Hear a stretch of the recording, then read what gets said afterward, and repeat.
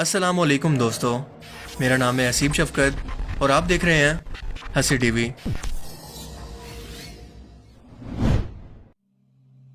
कहते हैं कि ये दुनिया मकाफात अमल है, यानी जो कुछ आपने किसी के साथ नाहक किया, किसी के साथ जुल्म किया, ज्यादती की, किसी के लिए जानबूझकर गड़ा खोदा कि वो इसमें जाकर गिरे सिर्फ इसीलिए कि आपका फायदा हो सके, ये सब कुछ पलट कर आपके सामने एक दिन जरूर आता है।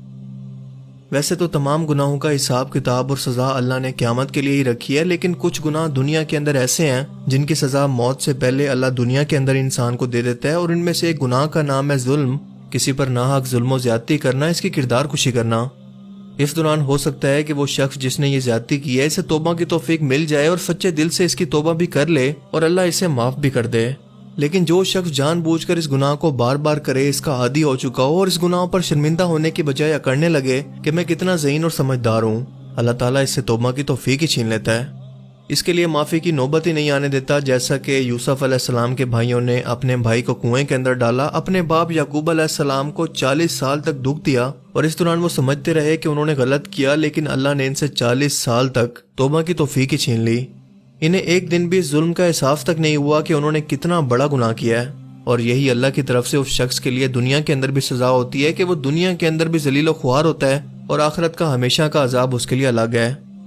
कुछ यही हाल आज इस शख्स आमिर लियाकत का भी है, जो कि इस वक्त मुकम्मल तौर पर ज़हनी मरीज बन चुका है। खुद को डॉक्टर कहलवाने वाला, जाली डिग्री रखने वाला, दीन को बेचने वाला एक बद किरदार शराबी शख्स, जिसकी पोल इसकी तीसरी बीवी ने पूरी दुनिया के सामने खोलकर इसकी नंगी वीडियो सारी दुनिया के सामने शेयर करके इसे दुनिया में जलीलो ख्वार करके तमाशा बना दिया है।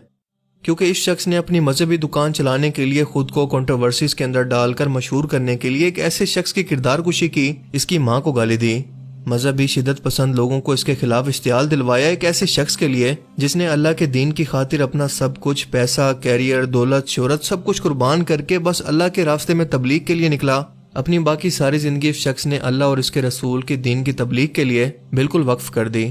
हम बात कर रहे हैं जुनैद जमशेद मरूम की। जुनैद जमशेद मरूम एक बार अपने दर्स के अंदर औरतों की फितरत बयान कर रहे थे कि इन्हें इनकी फितरत से हटाया नहीं जा सकता, वो हमेशा तवज्जो चाहती हैं। इसी दौरान उन्होंने अल्लाह के रसूल सल्लल्लाहु अलैहि वसल्लम और अम्मा आयशा रज़ियल्लाहु तआला अन्हा की मोहब्बत की मिसाल दी कि कैसे अम्मा आयशा रज़ियल्लाहु तआला अन्हा ने रसूलुल्लाह सल्लल्लाहु अलैहि वसल्लम की तवज्जो हासिल करने के लिए बहाना बनाया। उनके अल्फाज कुछ इस तरह से थे। अम्मा आयशा अटेंशन मांगती थी रसूलुल्लाह सल्लल्लाहु अलैहि वसल्लम की, सबसे चहीती थी, अटेंशन मांगती थी, अक्सर बीमारों के लेट जाती थी। अल्लाह के नबी आते थे, पूछे क्या हुआ, तीमारदारी करते थे, पूछते थे। एक दिन ऐसे अपने सर को लपेट के लेट गई, आहे आहे आहे आहे कर रही। अल्लाह के नबी आए, क्या हुआ आयशा? बस सर फट रहा है, बहुत बीमार हूं। आप सल्लल्लाहु अलैहि वसल्लम ने फरमाया, हाय आयशा, इसी बीमारी में अगर तेरा इंतकाल हो गया, अल्लाह के नबी तेरी जनाजा पढ़ेंगे तो कितनी खुशकिस्मत होगी। उठ के बैठ गई। यूं होता सर से, आप तो चाहते ही यही हैं कि मैं मर जाऊं और आप दूसरों के पास पहुंच जाएं।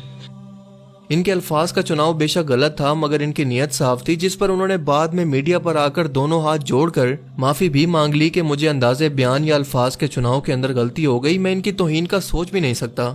मैं आइंदा इस बात का ख्याल रखूंगा और सब लोगों से कहता हूँ कि अल्लाह के वास्ते मुझे माफ कर दें। बयान में अपनी नादानी और कम इल्मी और अपनी जहालत की वजह से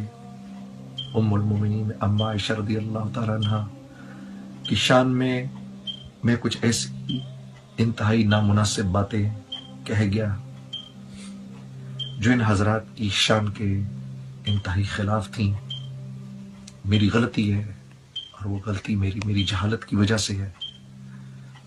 मेरी कम इल्मी की वजह से है। मैं कोई आलिम नहीं हूँ, कोई मुफ्ती नहीं हूँ, और मैं तमाम उम्मत मुस्लिमा के सामने अपनी इस गलती का एतराफ़ करता हूँ और सच्चे दिल से तौबा करता हूँ अल्लाह से कि अल्लाह रब्बुल इज़्ज़त मुझे माफ़ करे। आप लोगों के सामने हाथ जोड़कर भीख के दर्जे में दरख्वास्त करता हूँ कि मुझे माफ़ कर दीजिए, मेरी गलती थी और अपनी गलती का मैं एतराफ़ करता हूँ। इस माफीनामे के बाद बजाय ये कि ये मामला अल्लाह और इन पर छोड़ दिया जाता, इस शख्स ने कि जिसका खुद का करैक्टर ये है कि गंदी गालियां, सहाबा कराम की गुस्ताखी और छछोरी हरकतें इसकी पहचान थी, इसने एक ऐसे शख्स की किरदार कुशी की, अवाम को इनके खिलाफ गुस्ताख कहकर उकसाया जो कि एक इंतहाई नेक और शरीफ तबीयत के मासूम इंसान थे। किसी से लड़ाई झगड़ा करना और बहस करना इनकी फितरत में शामिल नहीं था।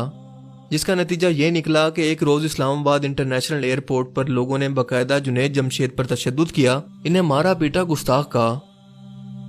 اس شخص کا اس ویڈیو کے اندر کیا کہنا تھا، ذرا آپ بھی اس کے لفظوں کے زہر کو سنیں اور محسوس کریں کہ جنید جمشید مرحوم کی ماں تک کو اس نے گالی دی، اور صرف اسی پر نہیں رکا بلکہ ہر محفل اور ٹی وی پروگرام کے اندر اپنی مشہوری کی خاطر ان پر الزام درازی کر کے انہیں دنیا کے سامنے رسوا کرتا رہا، یہاں تک کہ جنید جمشید کو آج سے 7 سال پہلے 11 مئی مدرس ڈے پر یہ کہنا پڑا کہ عامر لیاقت نے آج تک مجھے اور میری ماں کو ایک فحشہ عورت کہہ کر مجھے اور میرے گھر والوں کو زندگی کا سب سے بڑا دکھ پہنچایا ہے۔ سیدہ عائشہ صدیقہ رضی اللہ تعالی عنہ کی شان میں گستاخی کسی بھی مسلمان کے لیے صدمے سے کم نہیں، اور